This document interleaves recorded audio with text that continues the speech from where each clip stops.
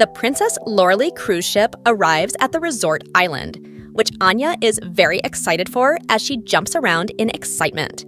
Meanwhile, Loid is tense due to the presence of nearby SSS members looking out for further threats. Aware of his uneasiness, Anya claims to Loid that normal fathers would jump and play with their daughters at times like these, prompting him to jump around. To their surprise, they reunite with Yor, who is waiting for their arrival. Loid notices the swelling on Yor's face, which she makes an excuse for. With Yor's work finished, the Forgers get ready to have fun on the resort island together. The family tour the island to enjoy the resort accommodations and activities, walking around town, ziplining, riding a tandem bike, cave exploring, riding horses, and a swing, and playing on the beach. As Anya plays with a flock of sheep and compares them to Bond, Yor comments that she is at peace. And while Loid agrees, he silently thinks otherwise. Watching Anya, Yor wishes that this peace would continue forever. Anya shows her parents a snorkeling poster, insisting that she wants to go in the ocean and look at the fish next. Yor internally worries about wearing a bikini at the risk of exposing her new chest wound, which makes Anya change her mind and claim that they will get eaten by sharks.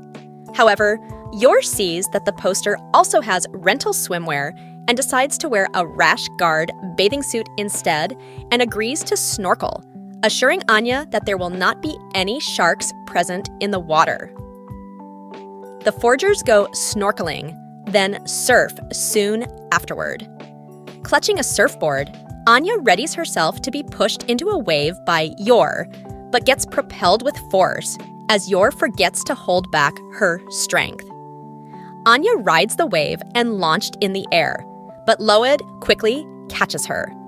Once the wave has passed, a thrilled Anya asks to go again, but is rejected by Loid, while a panicked Yor apologizes for the mishap. As the Forgers head back to the cruise ship, Anya is delighted that they had fun the entire day. Suddenly, Yor is hit with the exhaustion from all her fighting without rest and falls onto Loid's shoulder as she sleeps. After Anya also becomes tired, an embarrassed Loid is forced to carry them in his arms on the way to the ship. Loid is surprised that Yor fell asleep and guesses that work had been rough for her. Loid smiles at her effort to still spend the day with them despite that and praises her. After the cruise, the Forgers return home, with Anya greeted by a crying Bond, while Loid hands an annoyed Frankie a souvenir. Afterward, the reunited Forgers commune in the living room over drinks.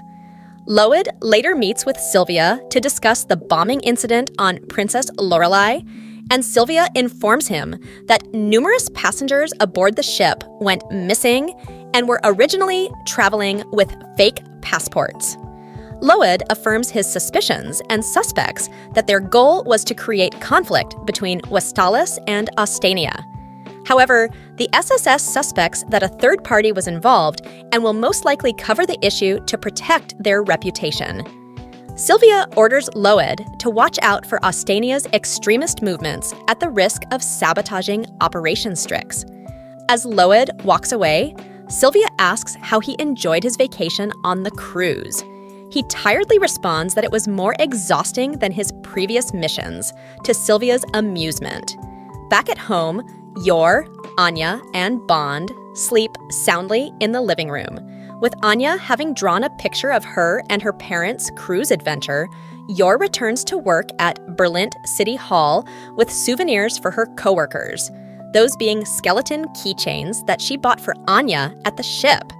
Camilla and Millie express their disappointment, with the former suggesting that Yor should have gotten them some consumables for souvenirs, which worries Yor. Despite their complaints, they accept her gift anyway. At SSS headquarters, Yuri happily prances around knowing that Yor has returned from her trip, but his mood drops when he is reminded of Loid.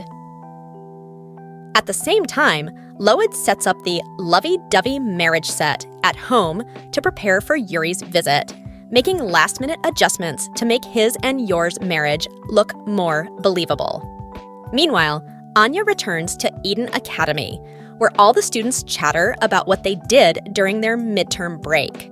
She enters class and is greeted by Becky, who notices that she has become a little tan and asks her friend where she went during her break. Anya tells Becky about going to the grandest luxury liner in all of Ostania. Becky and Damien are surprised by this, the latter saying that the forgers are worthy of coming over to his house, at least is what Anya imagines will happen. In reality, Becky brushes it off as nothing special, surprising Anya. Anya says her trip was special and struggles to say the ship's name, which Becky recognizes as Princess Lorelei, and says she went on it before the start of school, mentioning how she stayed in the Imperial Suite. Anya is shocked and says she stayed in a third-class prison cell. Overhearing their conversation, Emil laughs at her, while Ewan remarks how Anya is not embarrassed to admit to staying in a lower-class suite. Anya hears their insults and reddens up in embarrassment and irritation. The boys brag about their fancy escapades during their break, and Becky talks about how she had her father let her meet the famous starlet Rachel at a party. The other students gather around Becky, praising her and her family, and ask about her meeting with Rachel. Wanting a share of the attention, Anya gets up and exaggerates about the villains on the boat. The students ask about the villains, thinking they are from a show.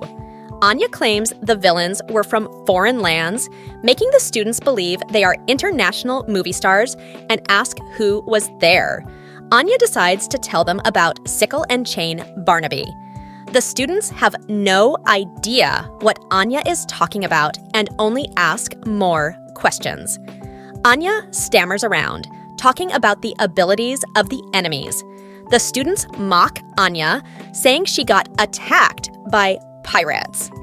One of them points out how it would have been on the news, and Anya remembers how the incident on the cruise was covered up.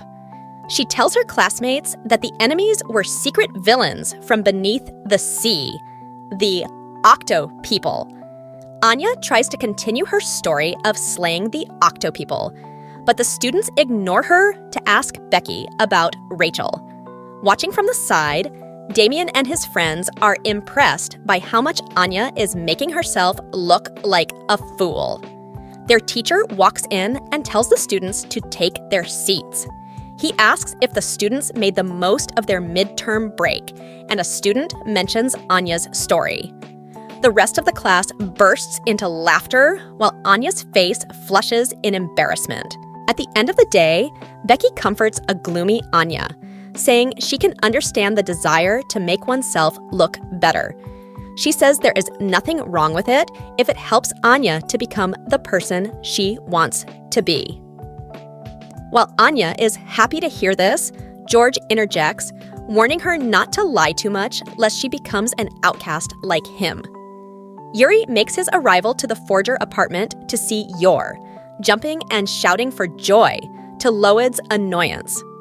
When Anya returns home, Yor notices her glum demeanor and asks if something is wrong. After everyone sits in the living room, Anya tells the adults how her classmates mocked her for falsely boasting about her trip.